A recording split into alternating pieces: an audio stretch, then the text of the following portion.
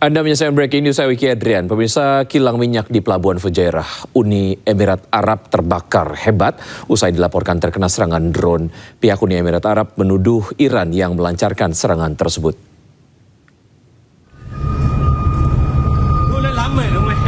Detik-detik terbakarnya Pelabuhan Fujairah, salah satu fasilitas ekspor minyak strategis di kawasan Teluk, terekam kamera warga. Pihak Uni Emirat Arab menyatakan sejumlah drone menargetkan pelabuhan tersebut. 3 orang dilaporkan terluka akibat serangan. Pihak Abu Dhabi menuduh Iran yang melancarkan serangan dan berpotensi meningkatkan ketegangan di Teluk.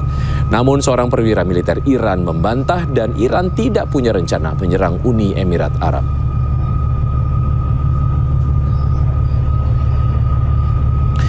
Serangan ini pemirsa menyebabkan kebakaran hebat di kilang minyak milik Uni Emirat Arab di Pelabuhan Fujairah, dan serangan yang diduga dari drone berdampak langsung pada operasional penerbangan. Sejumlah penerbangan menuju Uni Emirat Arab dialihkan ke Muscat, Oman. Otoritas juga sempat menutup seluruh bandara sebagai langkah pengamanan.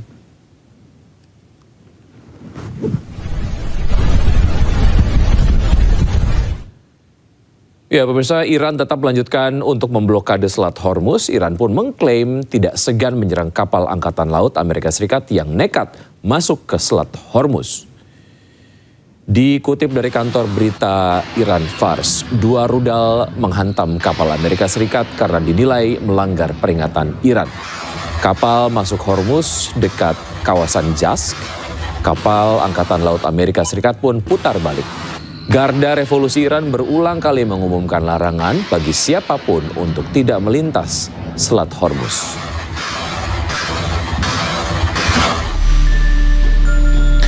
Sementara Komando Pusat Amerika Serikat CENTCOM membantah klaim Iran dan menyebut tidak ada kapal Angkatan Laut Amerika Serikat yang terkena serangan.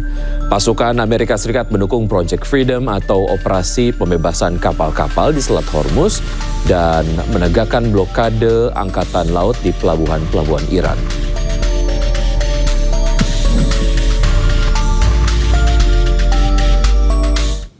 Sekelompok pemuda Iran nekat berenang dan dayung perahu kecil menuju kapal Israel yang ditahan di Teluk Persia. Mereka mendekati kapal tersebut sambil mengecam serangan Amerika Serikat. Para pemuda Iran menyambangi sebuah kapal milik Israel yang ditahan di Teluk Persia. Sekelompok pemuda ini hanya mendayung dengan perahu sederhana, bahkan sebagian di antaranya berenang. Mereka menuju kapal tersebut sambil mengecam serangan Amerika Serikat. Aksi berani para pemuda ini sebagai bentuk perlawanan terhadap Israel dan Amerika bahwa pemuda Iran siap membela Selat Hormuz.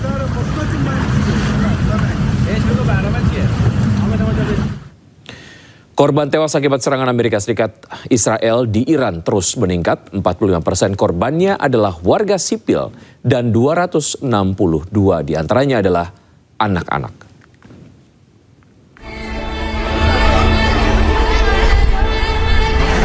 Korban tewas akibat serangan Amerika Serikat dan Israel di Iran terus meningkat. Ribuan orang dilaporkan tewas dan 45% diantaranya adalah warga sipil. Mirisnya lagi, sekitar 262 anak-anak menjadi korban, termasuk 7 bayi di bawah usia 1 tahun. Di antara korban tewas anak-anak terdapat 120 siswi sekolah dasar dari sekolah khusus perempuan di Minab yang tewas akibat serangan pasukan Amerika pada hari pertama perang.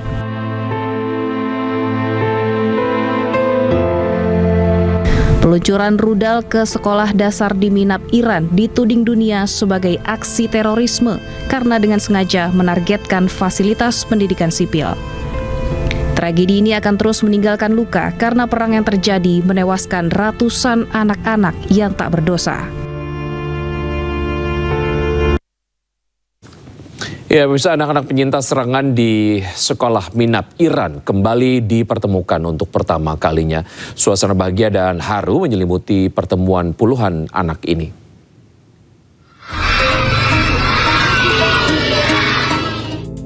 Puluhan anak-anak penyintas serangan terhadap sekolah dasar Syajareh Tayyibeh di Minab, Iran akhirnya dipertemukan untuk pertama kalinya. Anak-anak berusia 7 hingga 12 tahun ini selamat dari serangan yang menewaskan 168 orang anak dan dewasa 28 Februari lalu. Sempat mengalami trauma, anak-anak ini kembali ceria saat dipertemukan kembali dengan teman-teman mereka dan anak-anak lain yang selamat dari serangan Amerika dan Israel. Dari rekaman video amatir dan hasil penyelidikan, rudal Tomahawk Amerika Serikat menyasar sekolah anak perempuan di Minap.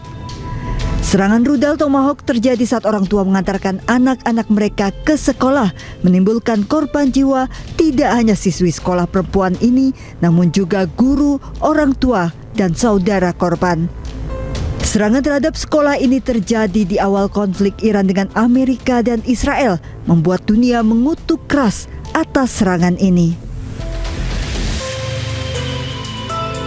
Amerika Serikat tarik lebih dari 5.000 pasukannya dari Jerman. Penarikan menyusul pujian Kanselir Jerman pada Iran dan menyebut strategi perangi Iran unggul dibandingkan dengan Amerika.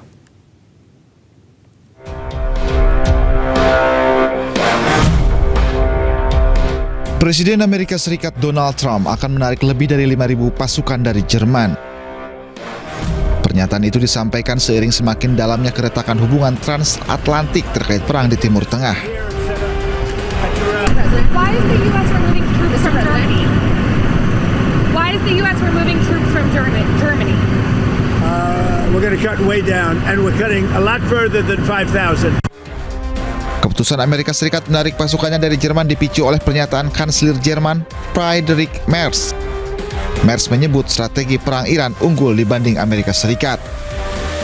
Ich erkenne im Augenblick nicht, welchen strategischen Exit die Amerikaner jetzt wählen, zumal die Iraner offensichtlich sehr geschickt verhandeln oder eben sehr geschickt nicht verhandeln. Und die Amerikaner da nach Islamabad reisen lassen und ohne Ergebnis wieder abreisen lassen. Da wird eine ganze Nation gedemütigt durch die iranische Staatsführung. Perang Amerika Serikat melawan Iran terjadi sejak 28 Februari 2026. Gencatan senjata pertama antara Amerika Serikat dengan Iran terjadi pada awal April lalu. Gencatan senjata kemudian diperpanjang sepihak oleh Amerika Serikat. Amerika Serikat dengan Iran mencoba bernegosiasi untuk berdamai, namun hingga kini belum juga menemukan kesepakatan. Setelah Amerika Serikat menarik 5.000 tentara dari Jerman, Kepala NATO Mark Rutte mengklaim para pemimpin Eropa menerima pesan khusus dari Trump terkait dengan permintaan untuk lebih terlibat dalam perang Amerika Serikat-Iran. The community of the United States is not a member, but I have no doubt that global affairs will be discussed. As you know, as we know, there has been some disappointment in the U.S. side when it comes to European reaction to what's happening now in the Middle East and the campaign of Israel and the U.S. against Iran. But I would also argue that what I'm hearing from all my contacts with European leaders is that European leaders have gotten the message, they've heard the message. Warga dari berbagai latar belakang berbeda berkumpul di Brussels, Belgia. Mereka mengecam dukungan Uni Eropa terhadap perang di Timur Tengah. Para pengunjuk rasa berkumpul di luar Parlemen Eropa di Brussels pada hari Minggu mendesak negara-negara Eropa untuk menarik dukungan mereka dari Amerika Serikat dan Israel. Para demonstran berbaris meneriakkan slogan, memegang plakat dan spanduk, serta mengibarkan bendera Iran, Palestina, dan Lebanon. Pengunjuk rasa mengkritik negara-negara Eropa karena tidak mengambil sikap menentang Amerika Serikat atas perannya di Timur Tengah. Massa menilai sebagian besar negara Eropa telah menjadi perpanjangan tangan Amerika Serikat. Bahkan Eropa berulang kali memberikan segala jenis senjata kepada Israel, meskipun Amerika dan Israel berulang kali melakukan kejahatan perang.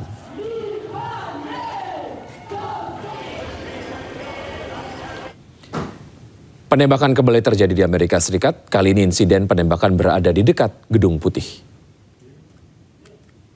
Insiden penembakan pecah di dekat Gedung Putih, tepatnya di Jalan 15 dan Independence Avenue, Washington DC. Akibat insiden ini, Gedung Putih sempat ditutup sementara.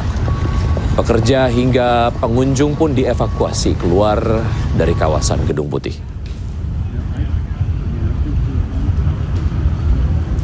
Usai penembakan, petugas terus berjaga di sekitar Gedung Putih. Petugas masih menyelidiki motif pelaku yang berhasil diamankan. Petinggi Secret Service menyebut penembakan terjadi di dekat kawasan National Mall tak lama setelah iring-iringan kendaraan yang membawa wakil Presiden Amerika Serikat J.D. Vance melintas. Pelaku sempat melarikan diri sebelum berhasil dilumpuhkan dengan timah panas oleh pasukan pengamanan presiden. Namun sebelumnya pelaku sempat melepaskan tembakan dan mengenai seorang saksi mata yang masih remaja. Korban pun langsung dievakuasi ke rumah sakit. I'll point out that not long before this shooting occurred, Vice President's motorcade did transit through this area. The investigation itself, in terms of the use of force in the shooting, will be conducted by Metropolitan Police Department. I'll pause there. I can't say, I'm not going to guess on that. I can tell you that every time, one, we're patrolling this area and every site we do, 24/7, hardcore. Whether or not it was directed to the president or not, I don't know, but we will find out. Sebelumnya, pemirsa, insiden penembakan sempat mengguncang acara jamuan makan malam Gedung Putih pada akhir April 2026. Presiden Amerika Serikat Donald Trump dievakuasi dari acara jamuan.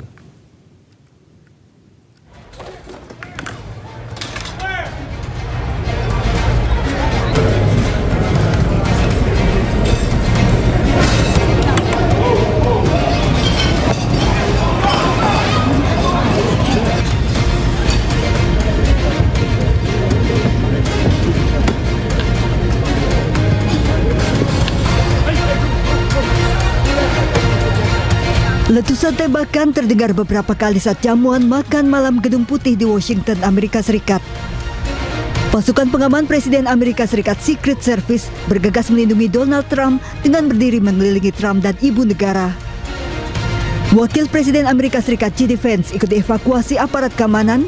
Aparat juga segera mengevakuasi pejabat Amerika dari lokasi jamuan. Seluruh tamu undangan panik ketakutan berlindung di lantai dan bawah meja. Saat bersamaan, aparat keamanan menyerbu masuk ke dalam ruangan untuk mengatasi keadaan. Aparat keamanan bersenjata berteriak saat berusaha melumpuhkan pelaku yang teridentifikasi bernama Cole Thomas Allen, seorang guru berusia 31 tahun dari California. Aparat keamanan juga berjaga di luar gedung, mencegah siapapun yang akan masuk. Melalui akun media sosialnya, Trump merilis rekaman CCTV saat pelaku menerobos keamanan, menyerang dan berhasil dilumpuhkan aparat. Tidak ada korban dalam insiden ini. Well, thank you very much.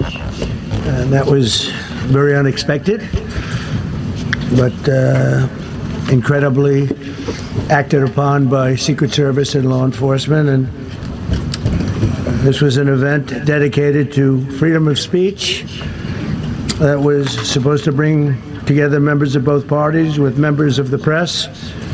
And in a certain way it did, because the fact that they just unified, I saw a room that was just totally unified. It was in one way very beautiful, a very beautiful thing to see. A man charged a security checkpoint armed with multiple weapons, and he was taken down by some very brave members of Secret Service, and they acted very quickly and have just released, for purposes of transparency, clarity, I've ordered it to be put out. You probably have it by now, put out on Truth and put out on many other platforms.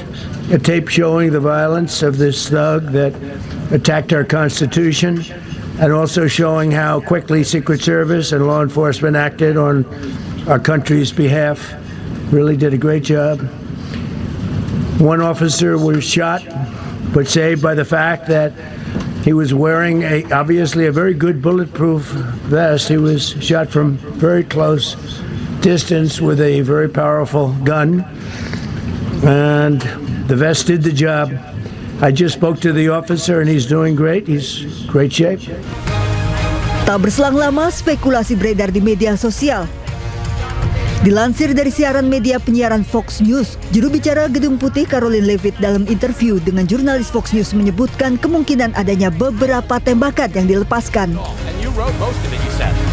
I will tell you, this speech tonight will be classic Donald J. Trump. It'll be funny, it'll be entertaining. There will be some shots fired tonight in the room. So everyone should tune in. It's going to be really great. I'm looking forward to hearing it. Namun berdasarkan wawancara, pernyataan Caroline Leavitt merujuk pada pidato Trump.